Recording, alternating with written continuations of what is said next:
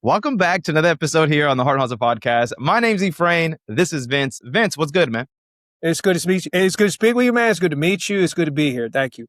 I know, same here, man. It's Monday morning. We're flubbing up words here, but it's all good. We're getting started. Let them know where you tuning in from. What city, what state, what Yep. organization? Yeah. So I'm in Westport, Connecticut right now at our office here. I run a couple counseling centers, two in Connecticut, one in New York. Causeway Collaborative is the name, and we work with men and young men ages 14 to 30, trying to help them get their lives back on track. So. Love events. What got you there, man? Let's get started. What gets you into this space? Because it's not a space that is very pretty. It's not about the paychecks. It's really about No. the people. Yeah. Why? Yeah.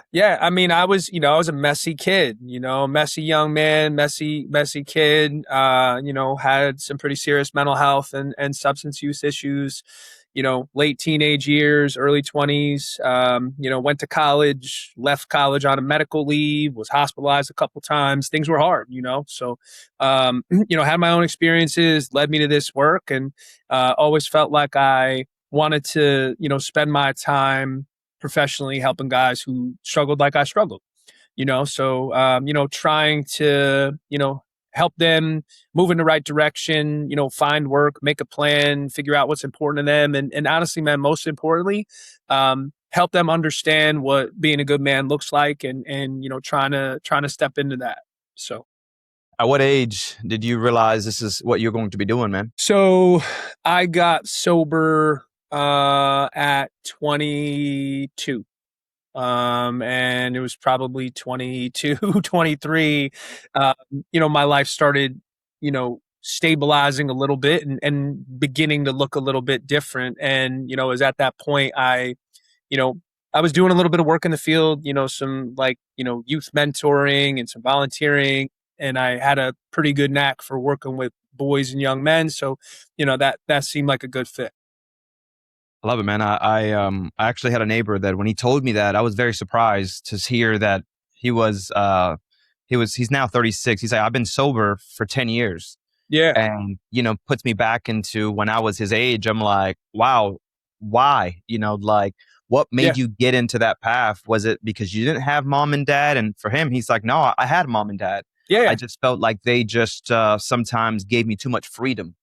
Yeah. How did you get into that space, Vince? Mm-hmm. Yeah. I mean, probably not dissimilar, honestly. I think my parents, did the best they could, certainly. And, I hold myself accountable for a lot of the bad choices I made. I made a lot of bad choices, but, my mom and dad, their marriage didn't work out. That was very hard, as a young guy kind of trying to find my way.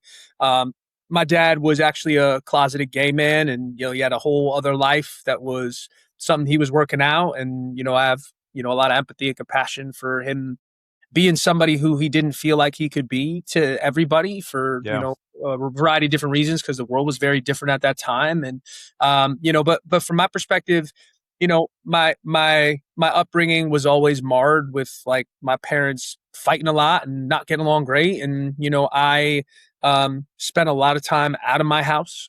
Spent a lot of time, with other people and in not so good situations and, getting in trouble and doing stuff I shouldn't have been doing. So, I was a guy, I think, who gravitated towards freedom, certainly, and used that freedom in like ways that were not so healthy, so. Yeah. I appreciate you sharing that, man. But what was that breaking point for you? Was it somebody that said something? I always feel like there's a person, there's a moment, there's a story that changes someone's life. What was yours? Yeah. I mean, definitely mine was like a progression, for sure. But there was like kind of a significant moment. I was in a relationship in college, and it was like a very unhealthy relationship. We were in our 20s and we were both using, and it was messy. But I remember I was, doing some stuff, acting out in ways that I shouldn't have been acting out. And I remember, my girlfriend at the time gave me an ultimatum and basically said, hey, like, you're not drinking anymore if you are going to be in this relationship with me. And, despite the fact that it wasn't the best of relationships and like we have long since parted ways, that relationship did matter to me at that time, and it was significant at that time. And so when she put that ultimatum in front of me and said, "Hey, you're not going to drink anymore if you want this thing to go," I was like, "All right, cool."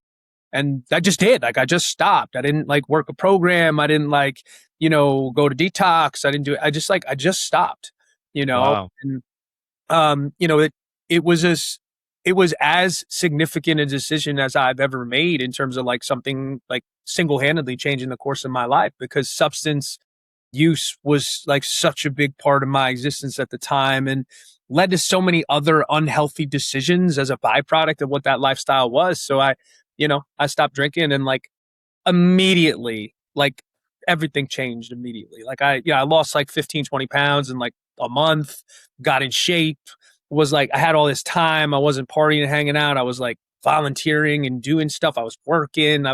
Everything got better almost immediately. And so, you know, Wow. that was that one fork in the road moment where it was like, all right, well, this one thing, which wasn't necessarily a great thing, set me in a direction of a lot of better things because it just changed my lifestyle, you know? I love it, man. I love these stories of this is who we used to be. This Mhm, is who we are. mhm. Um, I also feel that men should have more of these conversations, Totally. right? Like I was recently talking to a friend because even at your age today, Vince, I can imagine that it's not just peaches and cream, right? There's still Never. the working on you, right? Yeah, totally, totally. And recently I was talking to, two good friends that I could sit here that are men and I can cry on the phone and really be open with. And realize, man, sometimes we just need other men to just be themselves because it truly does make a difference. But shout outs to those women as well that see more in us before when we didn't see in ourselves. Totally. Very similar situation as you mentioned, man. It was my wife that really made me change some of the ways that I didn't realize was even wrong, that was really hindering me from the next level of my life. Um, what men have played a role in your life, man, to just kind of see you overcome this adversity? Yeah, I mean, I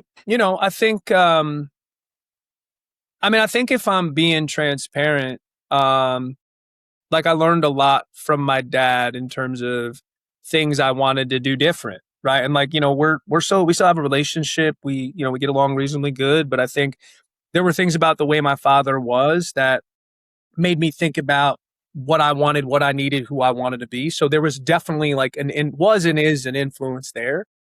Ironically, like I think about him now, and there's, maybe more ways that he got things right than I thought of at the time too. So that's a double sided coin for sure. But my dad's influence, for better or for worse, was profound for sure. I also would say like um, friendships, right, with other men. So I have lifelong friendships with my best friend from college. My brother-in-law and I have been friends for over 35 years. He met my sister when we were young together. Buddy from church of mine, we've been friends for, 15, 20 years. So I have some very, very long-standing friendships, with guys who I trust and who trust me, that have been substantive for me and have brought me through a bunch of different seasons of my life. So those have been sort of reciprocally helpful in terms of ways where we've supported each other, whether it was physically or, doing favors for each other or just kind of being present. But certainly, like through circumstances of, loss and loss of relationships and just hard times, like there's been guys in my life where, we've been able to support each other and encourage each other and hold each other accountable in ways we needed to. So, I love it, man. And fast forward, here you are. You're running an organization. How long now has it been that you've started this all? yeah, yeah, man. So, I've been running Causeways is my, 14th year doing this. It's it is a calling, for sure. I mean, I like you said, you don't do this to make $20 million. You do this because this is what you're supposed to be doing. So, Yes. yeah. So we've been able to help like over 3,000 young men and their families, try to get their lives back on track over the course of 15 years, almost doing this work.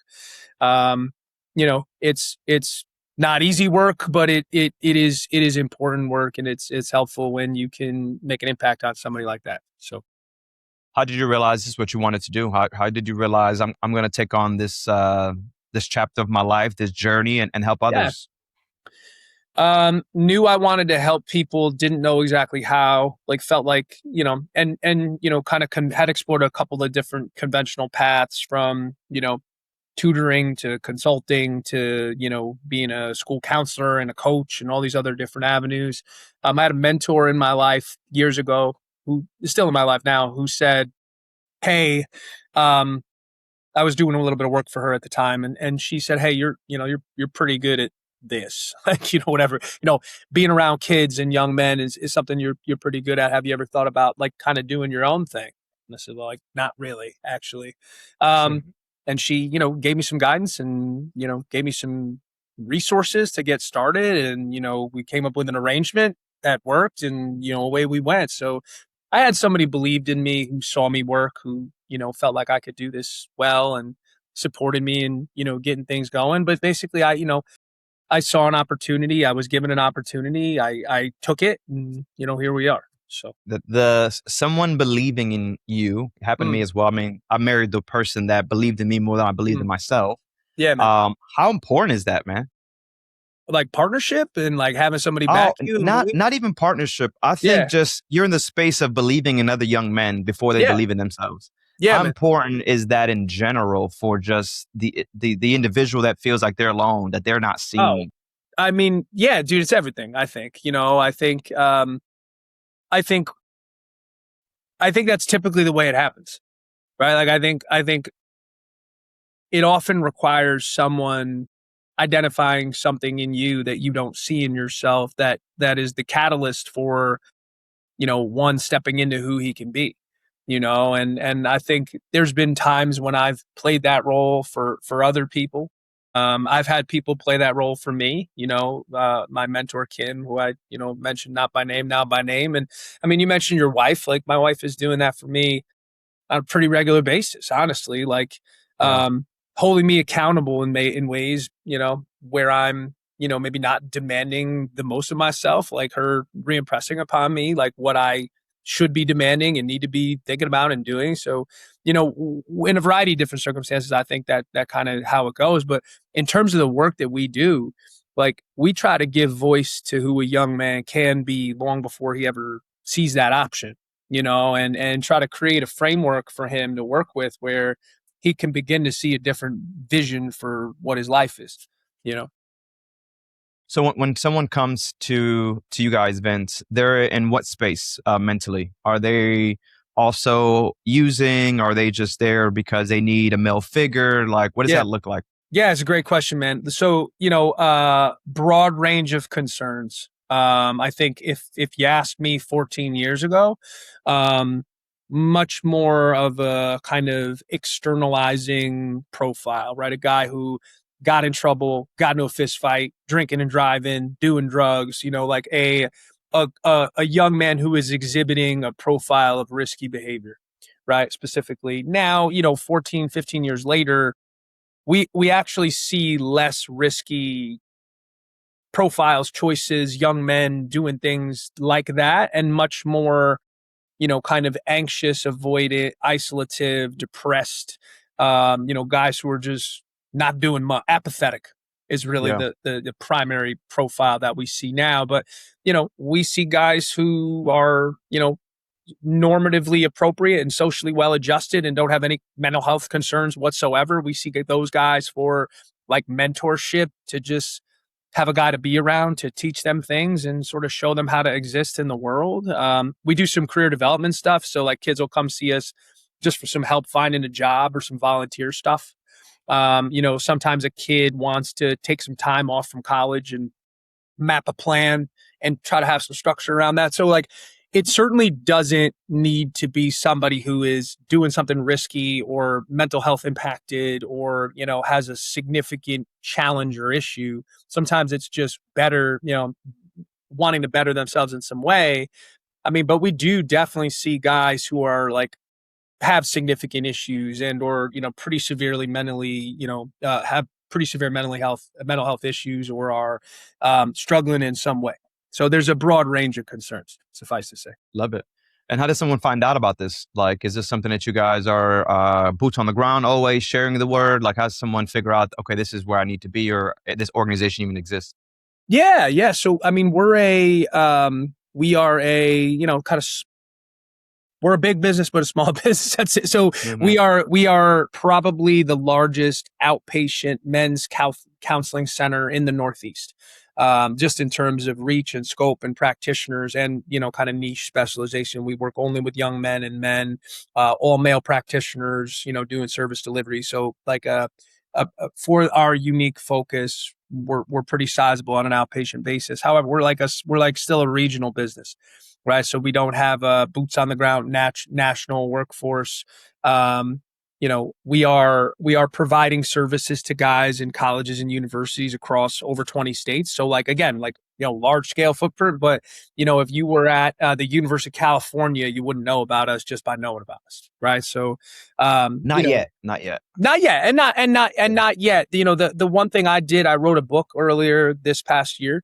So my book came out, Boys Will Be Men: 8 Lessons for the Lost American Male. I wanted to put that out there to try to like raise awareness of men's health and young men's health issues, and also share my story as a guy who has had a significant, series of trials and issues, but was able to kind of build a life worth protecting and get back on good footing and so on. So, I felt like that was a good effort to try to like raise visibility for the organization, raise awareness. We do a little more on social now than we ever used to.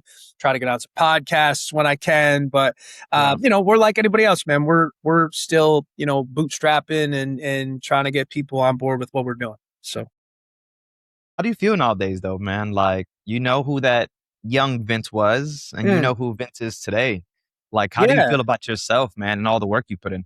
yeah, I appreciate that. I'm just gonna go sideways, and we don't need to go into it too much, but I can't come on the show without mentioning this for a second because this is the most relevant piece in terms of how I feel. So, my son was very, very sick. My son was sick for the last year. He got diagnosed with a rare blood disease, and we were in the hospital for 5.5 months with him.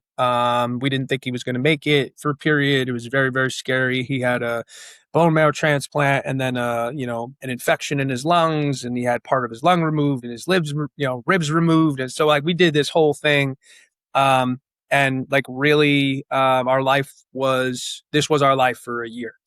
um and so my son, fast forward 1 year and 2 weeks later, he's healthy. He signed up for football. He's getting ready to play football in 2 weeks.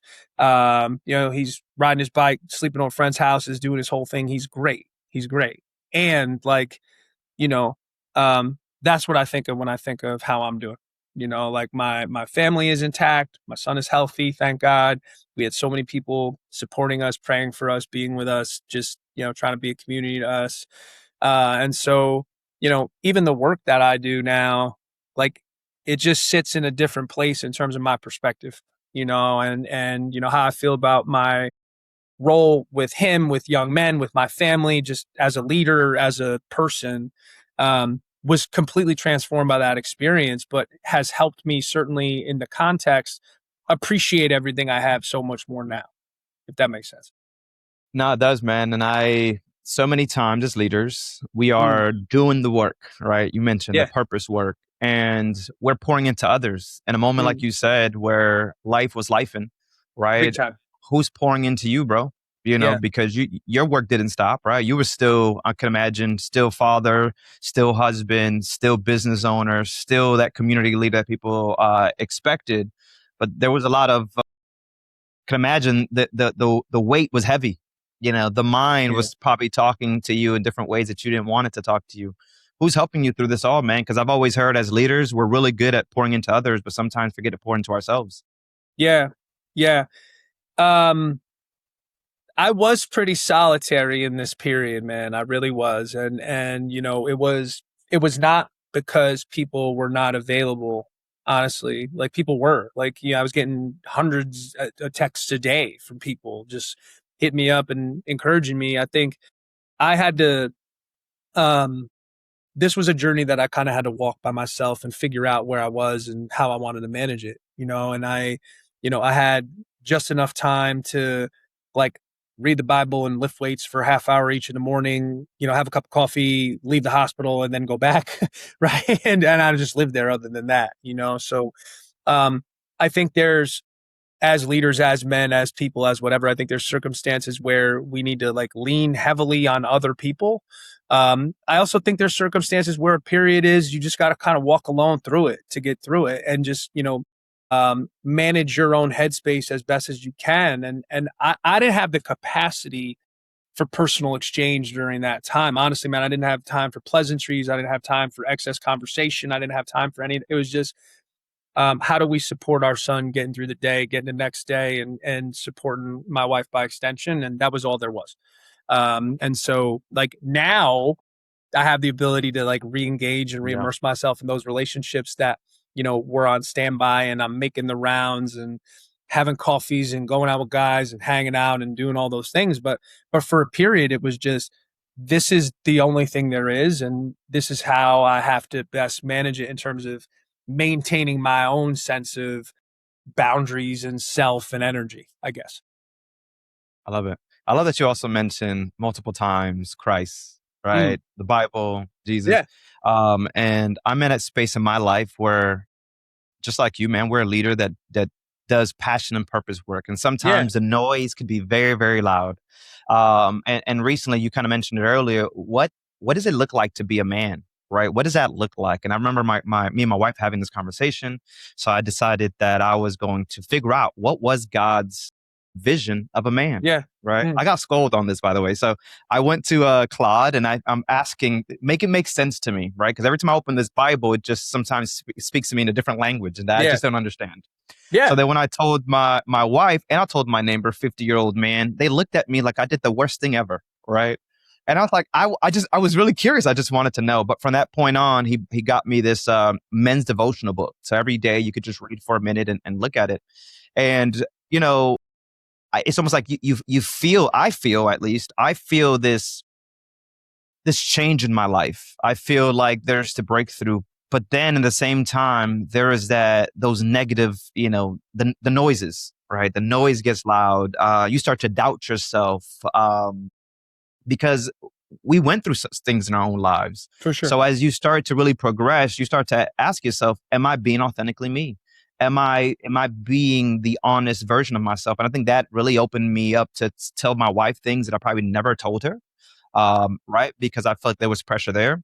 But when did you find, that I needed to lean more into faith? I needed to lean more into Yeah. to Christ. When did that Yeah. come Yeah. for you, man? Because I think that's a strong point of why you are who you are today as well.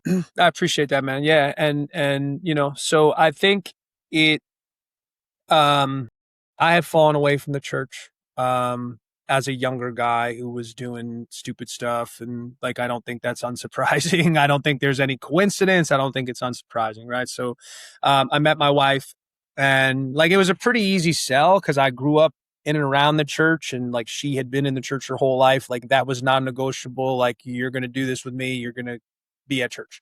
So like you know, it wasn't a hard sell, but she pulled me back into that. And I, got invested quickly. So that was like one quick up level. And then we got married young, had kids young, started a business young. Life got hard, things moved fast. We both made some mistakes, and our marriage was in not so good of a spot. And then probably about 8 or 9 years in, we were in big trouble. And so I really doubled into my faith then. Right, was like, Mm. you know, reading the Bible, spending time around more men who were religious and who were, discipling me and mentoring me. And so that was very useful for me at that time. And then, more recently when my son got sick, my existence was very, very solitary at that point. And so like my faith and my immersion in doubling into my faith really kind of carried us through that experience. I mean, in the hospital, they told us straight up, like, start praying for a miracle. That's where we're at right now with your kid. Like, you're not going to, Wow. medicine is not going to save your kid. You need a miracle. Um, and so we prayed for one and we got one. Right. But like, when you pray for one and you get one, like, that completely changes everything from my perspective. And so like, I've since sort of made it, part of my, you know, part of my passion project, I guess, to like, whenever anybody asks me about this subject, to be very overt about what the role of faith has been in my life and what the role of faith has been in terms of supporting my son in the most difficult situation of his, and the answer is everything, because Wow. we didn't have anything other than that in this situation to carry us through. And that's what we really leaned on. And so here we are. I love it, Vince. I love the stories. I'm glad your son is doing well. Yeah. Thank you. I can't even imagine. I have two little young ones, and that Yeah, always man. scares me when I hear these stories. Yeah. Right? I just try to protect them at all costs, but it's like Totally. you cannot control the uncontrollable. That's it. Right? And at those moments, having faith and realizing that you are not doing this alone more than ever. Right? You got to almost like kind of let go and let God. Yeah, for Um, sure. so I appreciate it. What do you when you think about legacy, man? I mean, you've been doing this for some time. You know, your legacy is going to mean a lot. What does that even look like for you? Have you thought about that? Um, that's a good question. Yeah, I used to, right? I used to think a lot about that, and honestly, more now. Now I'm more set on just trying to step back into where I have been and get the most out of that. So, um, I think for a little while, I didn't know if I was going to have a business to come back to. I mean, I left work for 4 or 5 months and didn't do anything and just came back. So being out of the work that has defined oneself for a long period of time like that sort of makes you think about it and appreciate it differently. You also realize that, like, there's far much more to life than that in and of itself. And so, like, right now, I'm just sort of, focused on being where I am. Being back doing the work that I enjoy with the people that I enjoy doing it with my family next to me, doing life. And I think at some point I'll get back to the legacy stuff, but just kind of getting back into the flow after a long standoff, a long Got time it. off. So. Got it. No, I respect that and completely understand. Entrepreneurship, did it come easy? Um, in some ways, yes, because I could never see myself working for somebody else. Like Mm. I'm too stubborn, too difficult, too oppositional, too uncorporate. Like I didn't really fit, where I was trying to shoehorn myself. And so it came What were some of easy in. those corporate jobs you had? I mean, I had a couple. I didn't like any of them. And I don't think they like me either. So, I mean, I've always been better beating to my own drum, So that part came easy. Like knowing how to run a business, well, that was a lot harder. But knowing that I should was easy. Do you feel like any of those jobs taught you anything for what you stepped into? But yeah, man. Yeah. So I was a recruiter for like a year and a half, almost 2 years. And I was doing 300 dials a day, for Wow. just about 2 years. Yeah. And so like, Yeah. I think, that was monumental in terms of like helping me deal with rejection and take no for an answer and like be undeterred by somebody not wanting to give me my way, so I think I became very persistent. It's definitely a lonely road. So that's why I asked that. Like, there's some things that we learn at that journey, becoming our own boss per se. But I think in this journey as well, not only is it lonely, but you're going to make a lot of mistakes. You're going to fail a lot. So I ask you, what was that failure, man, that wasn't so much a failure, but a huge lesson? Because I always think in every failure, there's a lesson. What was that for you? Yeah, I mean, I think in the beginning I became very prideful and I became very accustomed to um, being successful without having any adversity as a part of that. I think in the beginning, the business just grew. We got good results with kids. We were, making more money the next year than the year before for the first however many years. And so it felt like it was easy for the beginning, which I think made it harder for the next subsequent years when things got harder, when Yeah. people left, when, we stepped into a poor decision about a space that we picked up, when we hired the wrong guy, when whatever the case may be, when business is businessing, and I think I got I got frustrated as a byproduct of being successful pretty early. And it I think it stunted the growth of the organization and my own personal growth as a leader, like in the sort of secondary iteration of the business, if that makes sense. So Yeah. I ask you or I kind of bring up the first thing I told you is like, I appreciate that you showed up today with a backwards hat on because a yeah, lot of leaders are not authentically themselves. I can imagine, Vince, you've come across them. And I think it's the funniest thing when someone is trying so hard and it's like, just be yourself, man. Like I could just read you so quick. totally. Why is that so important for you? Because kids can smell it.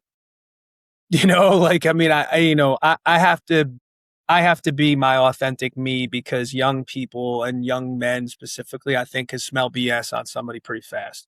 You know, so like if I mean, I might be able to pull a fast one on some old guy, but like if some 20-year-old kid comes in here and I'm not myself, he'll know pretty quickly. And I just think it's really important for the work that I do. So Love it. I'll leave you with this last question, man. You talked about a 20-year-old young man. If he shows up, maybe needing some emotional, spiritual, mental help, what is your advice to them? yeah, yeah.